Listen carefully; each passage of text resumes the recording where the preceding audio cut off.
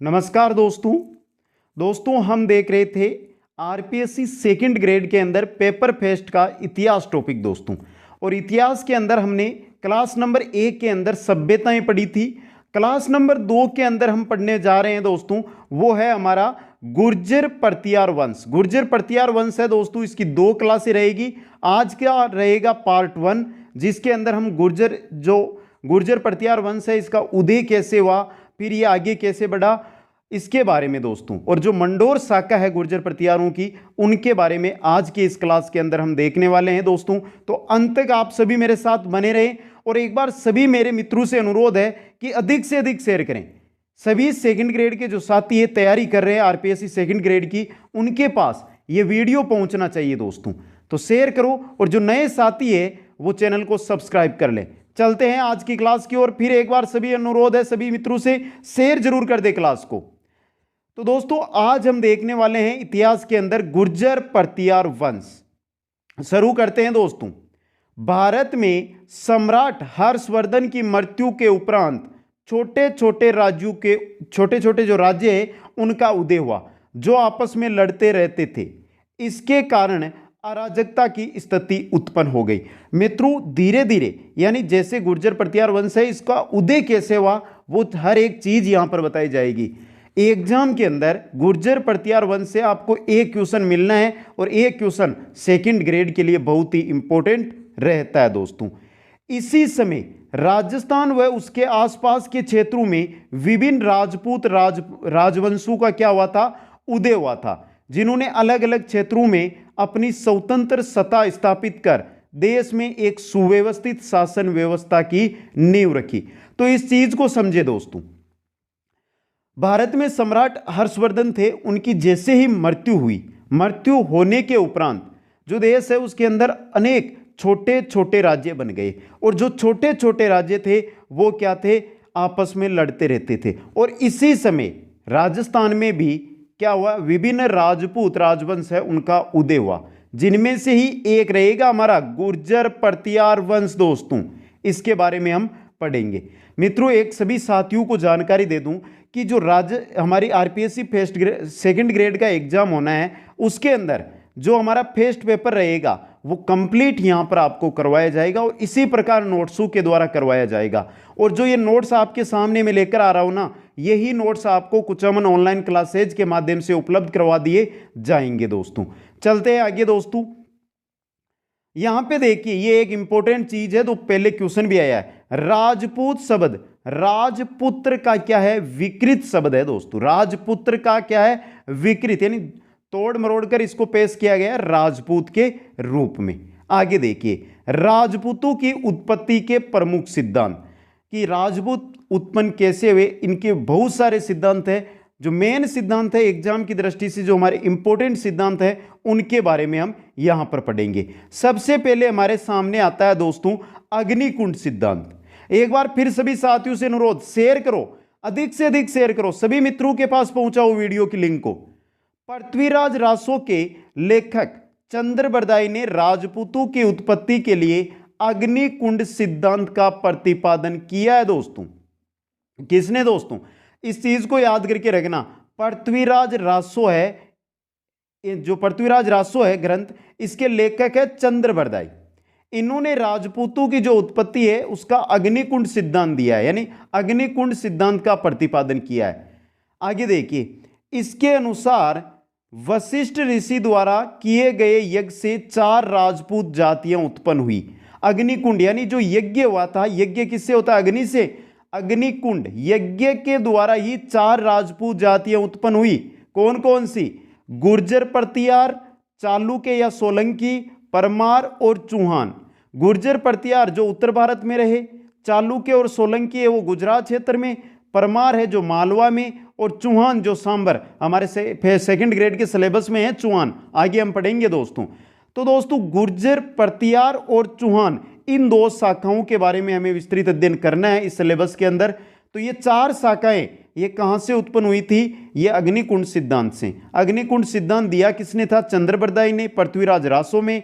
और यह यज्ञ किसने किया था, यह क्वेश्चन भी आया हुआ है, यज्ञ किया था वशिष्ठ ऋषि ने दोस्तों। यह है आपका पहला सिद्धांत अग्निकुंड सिद्धांत।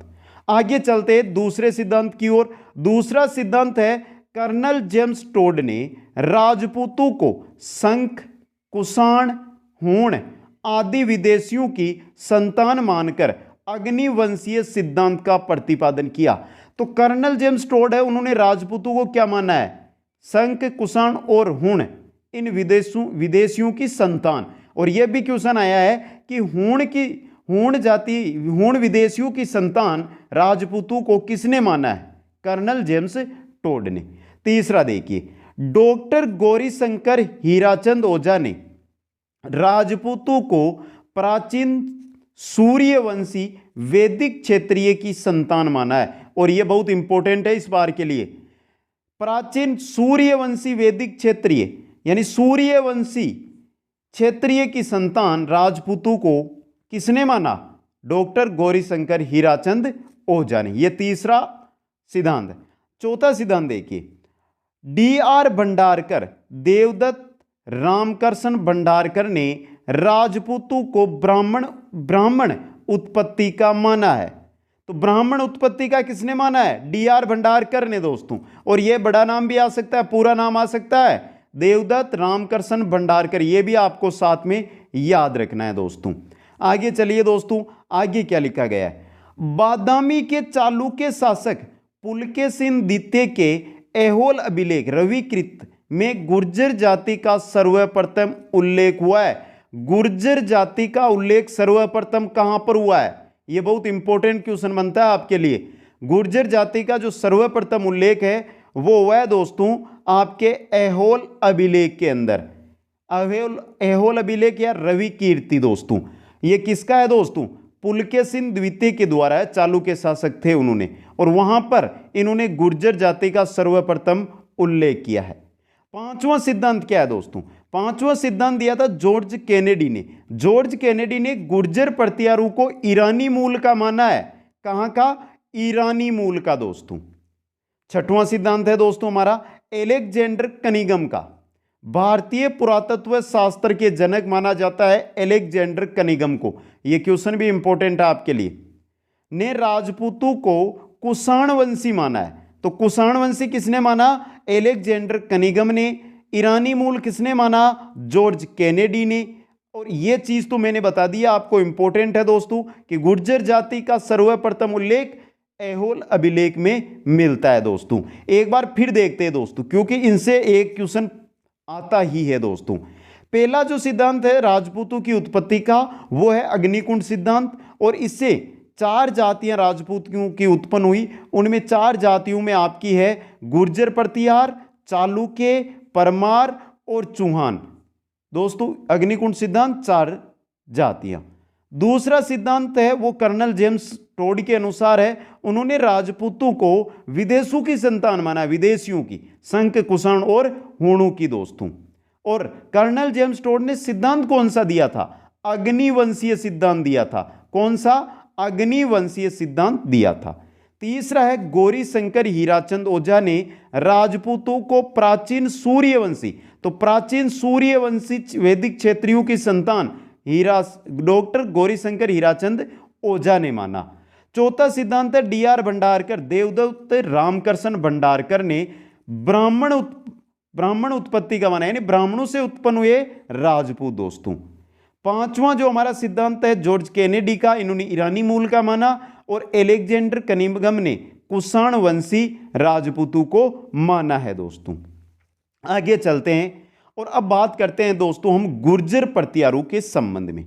गुर्जर प्रतिहारों के संबंध में जानकारी के जो प्रमुख स्रोत है वो है आपके पुरातन प्रबंध संग्रह।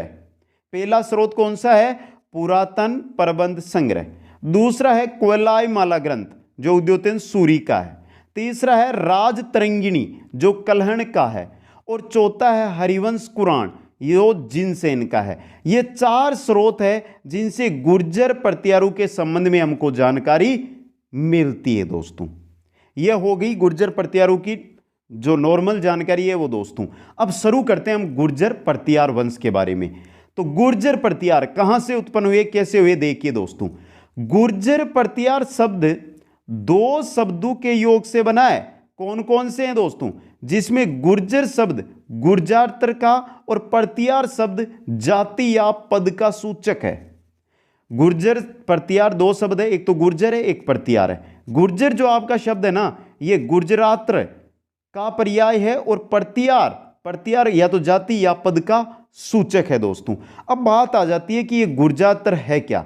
जोधपुर व पाली के मध्यवर्ती क्षेत्र को कहा जाता है गुर्जात्र। याद रखना दोस्तों। तो गुर्जर प्रत्यार चीज समझ में आ गई आपको। आगे चलते हैं, देखते हैं दोस्तों। प्रत्यार वंश को गुर्जर प्रत्यार वंश इसलिए कहा जाता है क्योंकि यह गुर्जरों की एक शाखा थी जिसकी उत्पत्ति गुजरात व दक्षिणी पश्चिमी राजस्थान में हुई। Important question. प्रत्यार मेनली इसको क्या पढ़ते हैं हम? प्रत्यार वंश। लेकिन इसको गुर्जर प्रत्यार क्यों कहा जाता है? इसका भी आपको सार मिल गया ना दोस्तों। गुर्जर प्रत्यार वंश इसलिए कहते हैं क्योंकि जो ये शाखा है ये किसकी है? गुर्जरों की एक शाखा है, गुर्जर प्रत्यार शाखा दोस्तों। और इसकी गुर्जर प्रत्यार की उत्पत्ति है जो आपके गुजरात और दक्षिणी पश्चिमी राजस्थान में हुई दोस्तों। मेहनोत नेणसी ने गुर्जर प्रत्यारों की 26 शाखाओं का उल्लेख किया है। तो यह क्वेश्चन तो बहुत इंपॉर्टेंट बनता है दोस्तों। गुर्जर प्रत्यारों की कितनी शाखाओं का वर्णन किया गया है? 26 शाखाओं का उल्लेख या वर्णन मिलता है। किसने किया था 26 शाखाओं का उल्लेख? मुणहोत नेहणसी ने दोस्तों। आगे चलिए।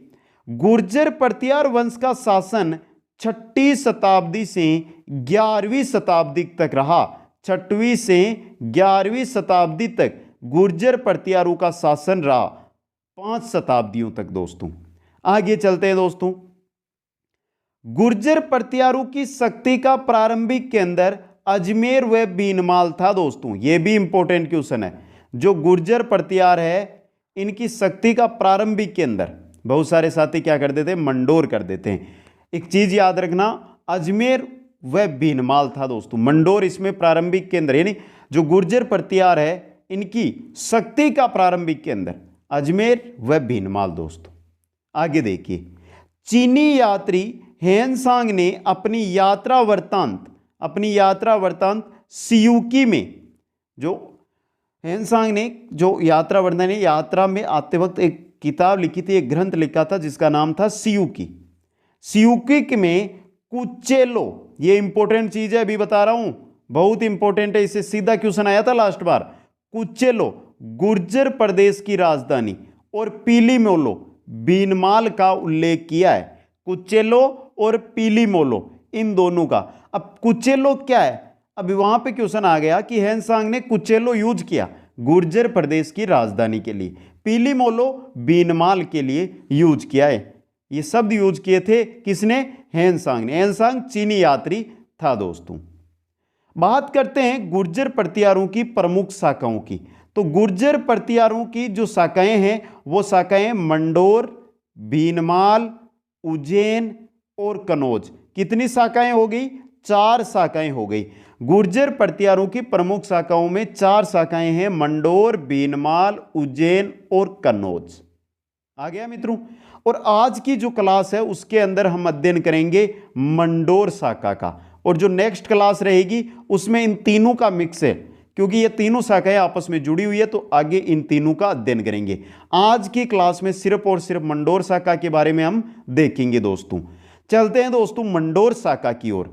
आप सभी से मेरा अनुरोध है कि वीडियो को लाइक करते जाइए। अभी तक अगर आपने लाइक नहीं किया तो नीचे लाइक का बटन दिया गया है, सब्सक्राइब का बटन दिया गया है, ये काम जरूर कर लो, क्योंकि दोस्तों आपको कंप्लीट पेपर फेस्ट है 2nd ग्रेड का, वो यहां पर इसी प्रकार करवाया जाएगा। और इनसे बार विश्वास रखना, इनसे बार लगभग आपको क्वेश्चन नहीं मिलने वाला है दोस्तों। मंडोर शाखा ये गुर्जर प्रत्यारों की सबसे प्राचीन शाखा है। सबसे प्राचीन शाखा गुर्जर प्रत्यारों की कौन सी है? मंडोर शाखा है दोस्तों। शक्ति का केंद्र नहीं पूछा है, शक्ति का केंद्र अजमेर और बीनमाल बताना है, जबकि आपको यहां पे पूछा है गुर्जर प्रत्यारों का सबसे प्राचीन शाखा मंडोर शाखा।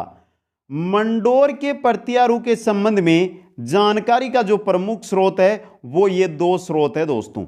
831 ईस्वी का जोधपुर शिलालेख और 837 ईस्वी व 861 ईस्वी का गटियाला शिलालेख। जो ये आपका गटियाला शिलालेख है ना, ये कक्कुक ने लिखाया था दोस्तों। जो आपके गुर्जर प्रतिहार वंश का शासक है कक्कुक, उसने लिखाया था। ये भी आपको याद रखनी है, कक्कुक ने लिखाया था ये। अब दोस्तों जो गटियाला अभिलेख है, जो गटियाला शिलालेख है या अभिलेख है, इसमें दो अभिलेख है, एक नहीं है दो है। एक 837 ईस्वी में, एक 861 ईस्वी में लिखा गया। जो मंडोर शाखा है इसका उल्लेख इन दोनों शिलालेखों के अंदर किया गया है। तो जानकारी का प्रमुख स्रोत पूछा जा सकता है कि गुर्जर प्रतिहार वंश की मंडोर शाखा का जो जानकारी है वो कौन से शिलालेखों से होती है, तो जोधपुर शिलालेख और गटियाला शिलालेख से दोस्तों। आगे चलिए दोस्तों, इन शिलालेखों के अनुसार, जोधपुर और गटियाला शिलालेखों के बारे में, इन शिलालेखों के अनुसार हरिश्चंद्र गुर्जर प्रतिहार वंश का संस्थापक। तो गुर्जर प्रतिहार वंश का संस्थापक कौन हो गया दोस्तों? हरिश्चंद्र दोस्तों नामक एक ब्राह्मण थे, जिसे रोहिलिद्दी भी कहा जाता था, क्योंकि ये वेद व शास्त्रों के अर्थ को जानने में निपुण था दोस्तों। ध्यान से रखना, यहां पे चीज को देखते जाइए दोस्तों। पहला क्वेश्चन बनता है कि गुर्जर प्रतिहार वंश का शासक हरिश्चंद्र एक ब्राह्मण था और इसको क्या कहा जाता था? रोहिलिद्दी भी का इसको कहा जाता था। रोहिलिद्दी का अर्थ क्या होता है? क्यों कहते थे हरिश्चंद्र को रोहिलिद्दी? क्योंकि वेद व शास्त्रों के अर्थ को जानने में यह निपुण था दोस्तों। आगे चलिए, अब हरिश्चंद्र के बारे में देखते हैं, फिर आगे चलते रहेंगे जैसे जैसे आएंगे। हरिश्चंद्र की दो पत्नियां थी। यहां से देखिए, आराम से समझना। ब्राह्मण पत्नी से उत्पन्न वंशज ब्राह्मण प्रतिहार कहलाए, और क्षेत्रीय पत्नी जिसका नाम था भद्रा से उत्पन्न वंशज क्षेत्रीय प्रतिहार कहलाए। यहां से आया ना समझ में दोस्तों आपको?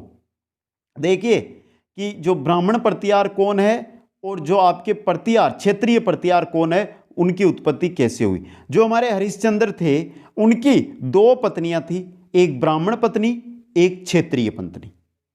तो जो ब्राह्मण पत्नी है उससे जो उत्पन्न हुई संतान, उनको तो क्या कहा गया? ब्राह्मण प्रतिहार।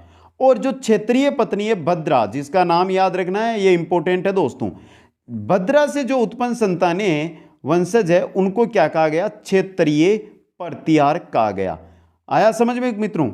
आगे देखिए, अब बात करते हैं भद्रा की। तो भद्रा के चार पुत्र थे। कौन कौन से थे? योगभट्ट, कदक, रज्जिल और दह। समझे दोस्तों? भद्रा के कितने पुत्र थे?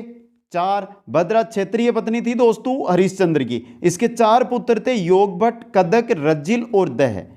इन चारों ने मिलकर मंडोर पर अधिकार किया था दोस्तों।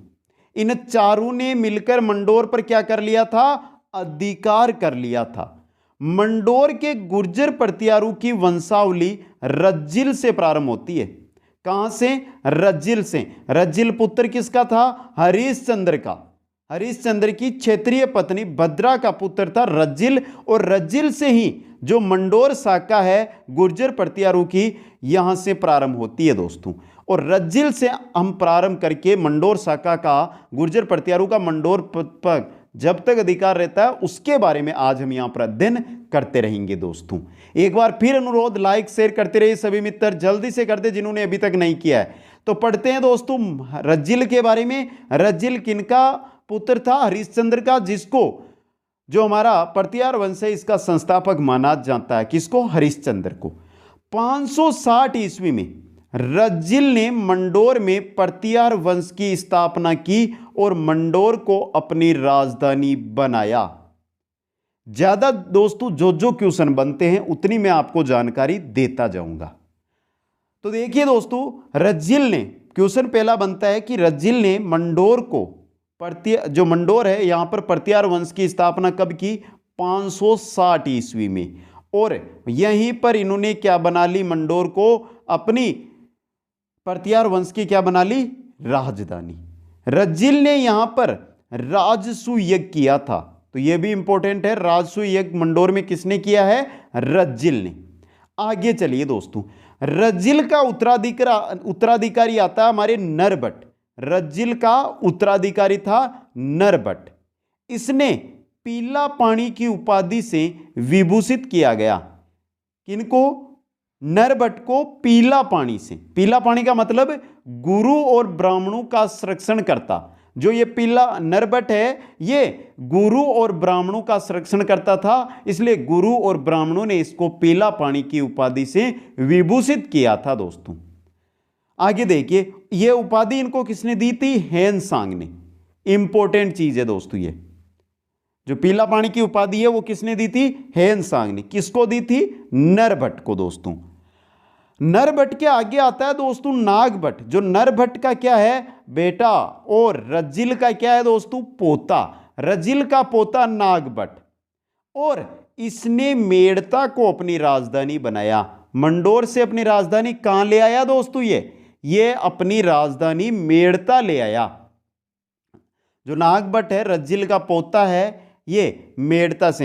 ये क्वेश्चन बहुत इंपॉर्टेंट बनेगा आपके कि गुर्जर परतियार वंश में मेड़ता को राजधानी किसने बनाया था? नागभट्ट ने दोस्तों। आगे आएंगे नागभट्ट वन, नागभट्ट प्रथम और नागभट्ट द्वितीय, लेकिन नागभट्ट ही याद रखना है। सिर्फ नागभट्ट ने मेड़ता को राजधानी बनाया था दोस्तों। नागभट्ट के बाद में आते हैं शासक तात। इसने जीवन क्षणभंगुर समझकर मंडोर के पवित्र आश्रम में धर्माचरण यानी धर्म का आचरण किया। यह बहुत ही इंपॉर्टेंट क्वेश्चन बनता है यहां से भी। मंडोर शाखा या मेड़ता शाखा आ गई अब तो, लेकिन इसको छोड़ो। क्वेश्चन बनेगा कि प्रतिहारों में किस शासक ने जीवन को क्षणभंगुर समझकर अपना जीवन आश्रम में धर्माचरण में व्यतीत किया? तात ने दोस्तों। किसने? तात ने। आगे चलते, तात के बाद में सिलूक। सिलूक दोस्तों इस वंश के 10वें शासक है। तात के पुत्र नहीं है, 10वें शासक आ गए हैं दोस्तों। देखिए, सिलूक इस वंश का 10वां शासक है सिलूक। इसने वल प्रदेश मतलब जैसलमेर के शासक देवराज भाटी को पराजित किया था। इंपॉर्टेंट क्वेश्चन बनता है ये। देवराज भाटी को कौन से प्रतिहार शासक ने पराजित किया है? सिलूक ने किया है दोस्तों। और जोधपुर में सिद्धेश्वर महादेव मंदिर का निर्माण करवाया है इन्होंने। सिलूक ने क्या किया? पहले तो काम इन्होंने किया कि जो जैसलमेर के शासक, जैसलमेर को पहले वल प्रदेश बोला जाता था, तो जैसलमेर के शासक थे देवराज भाटी, उनको पराजित किया और फिर जोधपुर में सिद्धेश्वर महादेव मंदिर का निर्माण। तो क्वेश्चन बन सकता है, जोधपुर के सिद्धेश्वर महादेव मंदिर का निर्माण किसने करवाया? सिलूक ने करवाया। सिलूक के पुत्र थे दोस्तों जिनका नाम था जोट। क्या नाम था दोस्तों? जोट। जो क्या थे? सिलूक के पुत्र। संगीत व कला में निपुण, उच्च कोटि का वीणा वादक था ये क्वेश्चन बन सकता है कि जो प्रतिहार वंश है इनमें उच्च कोटि का वीणा वादक कौन था? ये था आपके जोट दोस्तों। आगे चलते हैं। इसके बाद आगे हैं दोस्तों कक। कक ये नागभट्ट द्वितीय का सामंत था।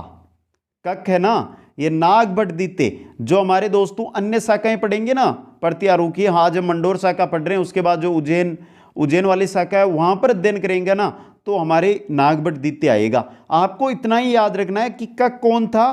कक हम नागभट्ट द्वितीय है, उनका एक सामंत था। और कक की 2 पत्नियां थी, भटियानी रानी और दुर्लभ देवी। भटियानी रानी और दुर्लभ देवी। भटियानी रानी से जो पुत्र हुआ था वो था बाउक, और दुर्लभ देवी से जो पुत्र हुआ था वो था कक्कुक। इन दोनों के बारे में अध्ययन करते हैं दोस्तों। याद रखना है, यहां से भी क्वेश्चन बन सकता है क्योंकि यहां से जो शाखा है वहां पर 2 उत्तराधिकारी बन रहे हैं। कक के 2 पत्नियां, एक भटियानी रानी, दूसरी दुर्लभ देवी। बात करें कक की, तो कक है ना जो नागभट्ट द्वितीय का क्या था? सामंत था दोस्तों। अब जो भटियानी रानी है उनसे जो पुत्र हुआ उसका नाम था बाउक, और दुर्लभ देवी से जो पुत्र हुआ उसका क्या नाम है? कक्कुक नाम है दोस्तों। अब बाउक और कक्कुक के बारे में अध्ययन करते हैं। बाउक दोस्तों, बाउक ने 837 ईस्वी की प्रस्तुति में अपने वंश का वर्णन अंकित कराकर मंडोर के विष्णु मंदिर में लगवाया। बाउक के बारे में इतना ही है दोस्तों। क्या है? देखिए, बाउक ने 837 ईस्वी में 837 ईस्वी की जो प्रस्तुति है, जोधपुर प्रस्तुति, जिसके बारे में मैंने पढ़ा है दोस्तों, सॉरी, जो घटियाला 837 ईस्वी में जोधपुर प्रस्तुति नहीं, 831 ईस्वी की है जोधपुर प्रस्तुति, घटियाला जो से प्रस्तुति है उसके बारे में अपने वंश का वर्णन करवाया था बाउक ने, और मंडोर के जो विष्णु मंदिर है वहां पर इस प्रस्तुति को लगवाया था। बाउक के बारे में इतना ही आपको ध्यान रखना है। लेकिन मित्रों आगे चलते हैं और कक्कुक के बारे में देखते हैं, जो मंडोर शाखा का अंतिम शासक है दोस्तों। कक्कुक 861 ईस्वी में 2 शिलालेख उत्कीर्ण करवाए जो घटियाला अभिलेख के नाम से प्रसिद्ध हुए। मैंने पहले बताया था ना मित्रों, 837 और 861 2 समय लिखे गए हैं घटियाला अभिलेख। 861 के अंदर कक्कुक ने जो अभिलेख 2 शिलालेख बनवाए थे वो कहां पर, घटियाला अभिलेख के नाम से प्रसिद्ध है दोस्तों, और यही है आपकी मंडोर शाखा दोस्तों। तो दोस्तों आज हमने जो हमारे गुर्जर प्रतिहार वंश है उसमें मंडोर शाखा के बारे में अध्ययन किया। बाकी की जानकारी कल रात 9 बजे आपको मिलेगी दोस्तों। जो गुर्जर प्रतिहार वंश है उसके बारे में बाकी की है वो कल देखेंगे। आज की क्लास आपको कैसी लगी एक बार कमेंट करके बता दें। और दोस्तों अभी बता रहा हूं, इनकी पीडीएफ आपको जल्द ही संपूर्ण सिलेबस के आधार पर कुचामन ऑनलाइन क्लासेज ऐप के ऊपर दे दी जाएगी, नाम मात्र के चार्ज के साथ। फेस्ट पेपर है जो हमारा पेपर फेस्ट सेकंड ग्रेड का पेपर फेस्ट है, वो संपूर्ण का संपूर्ण आपको वहां पर इसी प्रकार से नोट्सों के माध्यम से दिया जाएगा। विश्वास बनाए रखें और जो भी क्वेश्चन बनते हैं वो आपके सामने लेकर आऊंगा, कोई चीज नहीं छोड़ूंगा, जितना होगा उतना कंप्लीट आपके सामने रखने का प्रयास करूंगा। बस आपसे इतना ही अनुरोध है कि अधिक से अधिक मेरे मित्रों के पास शेयर करते जाओ। राजस्थान के जो भी साथी आरपीएससी सेकंड ग्रेड की तैयारी कर रहे हैं उनके पास वीडियो पहुंच जाए, जिससे वो भी आसानी से अपने नोट्स बनाएं और तैयारी करें। आप सभी को मेरी ओर से बहुत बहुत धन्यवाद। जय हिंद, जय भारत।